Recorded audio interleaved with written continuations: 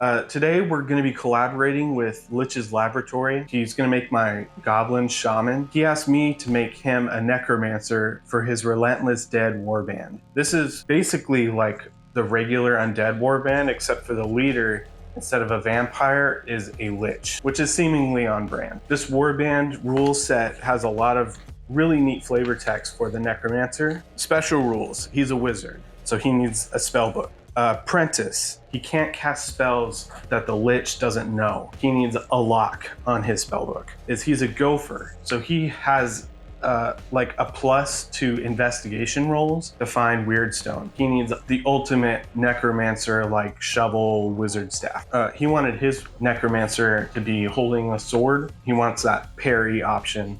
Knowing all this stuff, let's kind of sketch him out and kind of get a general idea of how this Necromancer will look. I've always wanted to be a comic book artist, so dynamic poses are like a necessity as far as this is concerned. I'm going to be designing this digitally as opposed to sculpting like the Lich's Laboratory. All the programs except for Adobe Illustrator are actually just free for you to use in your Google Chrome browser or any other browser, I would assume. Those tools will be in the description. Here in Illustrator, I'm basically just tracing out the shape. You use the 3D tool, extrude it, you select bevel, and then you right click it and you export the asset. I'm singling out the shovel because I'm using the shape that I created to cut out the scoop. I duplicated it and then I just selected one as a whole. When you merge it together in Tinkercad, then it just combines it as one object. So I'm using a couple other people's assets. These are Creative Commons files uploaded to Cult 3D and Thingiverse. I've also created my own, and we're going to be kit bashing these together inside of Chitubox.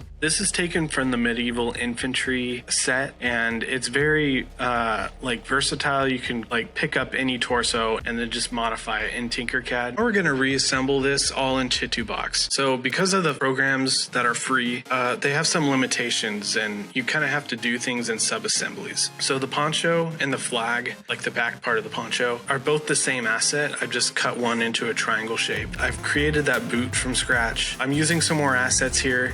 Really nice thing about doing this stuff digitally is your bits box is almost infinite. You can Google search and find free files that are really, really good. And with modification, you can make like an infinite amount of miniatures just from digitally kit bashing stuff for free. I do have a couple other videos if you want more detail on this. Okay, so then I 3D printed it, I based it, and then I mailed it off. I also included in there some bits and some concept sketches of what I thought the character might look like. And it so happens the same day I mailed it off, I got a package from the Lich's Lab, and I could tell you how it is, but I think it'll be better if you just hear my reaction. You look so good. Oh man, that looks awesome. Since we're on the subject, let's talk about Lich's Lab. If you ever wanted to see how to sculpt things or just like watch someone else's hobby, there's just so much you can learn from this guy. He takes video game characters and makes them miniatures. Like this is his Elden Ring character, and it just looks so freaking cool. He also has an Eldar army that he converted into like Monster Hunter theme. These Eldars ride speeder bikes normally, but instead now they're riding velociraptors. And it's just so freaking cool.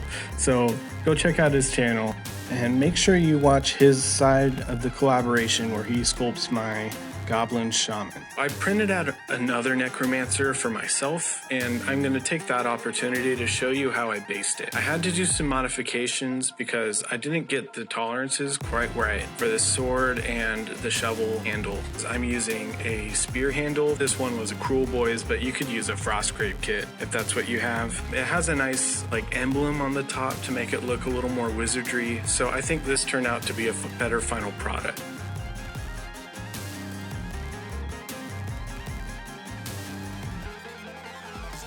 Also 3D modeled another sword, and I had this bit lying around, so I'm going to use this to substitute the sword that was just a little too thin.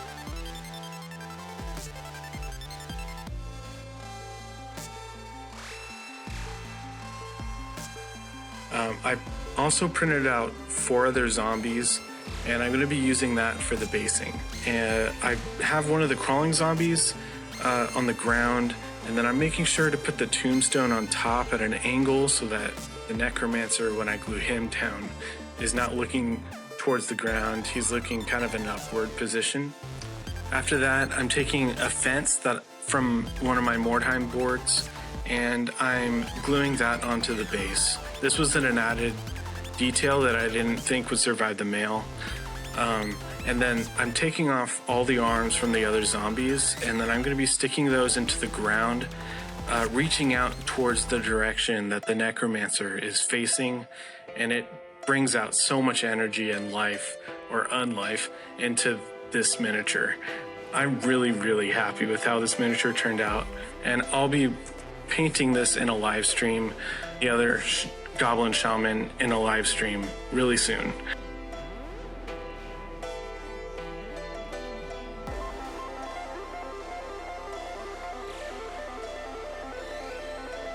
Hey, so last thing, I made shirts. I hand drew this design.